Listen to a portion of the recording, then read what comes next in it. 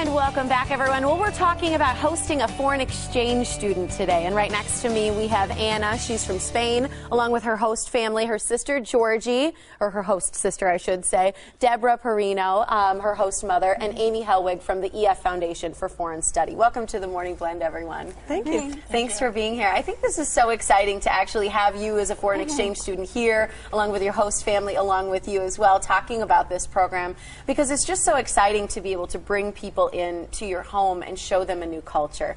Let's talk to you first, Deborah, a little bit about what it's been like to bring a student into your home as a family. Oh, it's actually been very much fun. We've talked about were there any adjustments or anything. We haven't. Maybe we're a little politer as a family for a while, but we've grown so accustomed to having her there.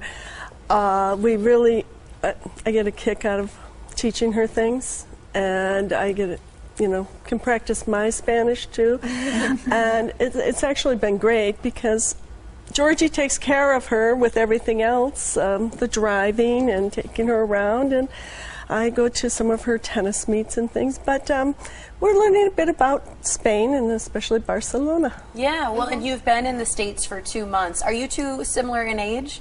Yeah, she's five days older. Oh, 5 days older. Yeah. So I can imagine that having someone who's so close in age really helps within the family structure too. Very much. What has it been like for you inviting in a new sister into your family? Do you have other siblings? I have a brother, but it's definitely different to have someone a lot closer to me, like someone living with me all the time. And I mean, we hit it off right away. Like, we were best friends from the start. I think that's so great. And for Anna, for you, what's been your biggest adjustment coming to the States? Adjusting to the meals. Yeah, it's so early. It's early? Oh my God, yeah. What time would you normally get up and eat in Spain? Well, in my old school, I started like at 9. And here at 7. So that's a big adjustment. Yeah. What else do you think has been something you've learned about the American way of life? I don't know. It's like different. It's just different. How do you feel about the school system? About your classes?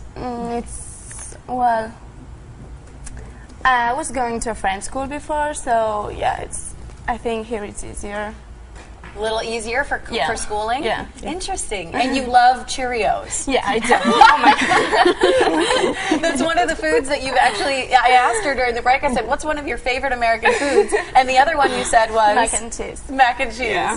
Those are things you hadn't really had in Spain before. No. I think it's amazing. Why did you want to be a foreign exchange student? Well, just to improve my English, because in Spain the English is so, like the level is so low. And then, because I want to experiment like American life.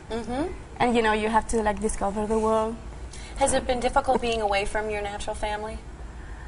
Kind of. I mean, they text me like every single day, and I Skype like once a week, so. I think that's an important thing, to be able to have that contact. What's been your best memory so far, being in the United States? Being with her. I don't know, it's like everything. I just loved her. Yeah, I think it's just amazing. And for you, I mean, Georgie, is there anything that you've kind of noticed as a difference of Anna living in your house compared to your American friends? Well, the fact that she lives with me and my friends don't really live with me is a lot different. I'm not really used to having like I'll have sleepovers, but I'm not used to waking up in the morning and like they're going to be there all day with me, and she's always with me, so it's definitely different. I mean, is there anything surprising you've learned about the Spanish culture? I learned that she doesn't only like speak Spanish there; they speak Catalan. Good job. Oh, yeah, she's really proud of you for that one. Yeah, and I thought that was interesting because I didn't know that. And yeah, they're different. I think it's great. And Amy, you hear stories like this of families that come together and provide these opportunities, and students who come to the States and love the opportunities they're given. Is this typical of a family that they all get along this well? this is what we hope. So I wish all of my families got along this well, and they do for the most part. There's some challenges that they do have to face. Language barrier sometimes is the biggest, and just different habits of maybe eating in the car on the way to school versus getting up and having enough time to. Because some of the cultures, they do eat on the bus when they're going to school. So yeah.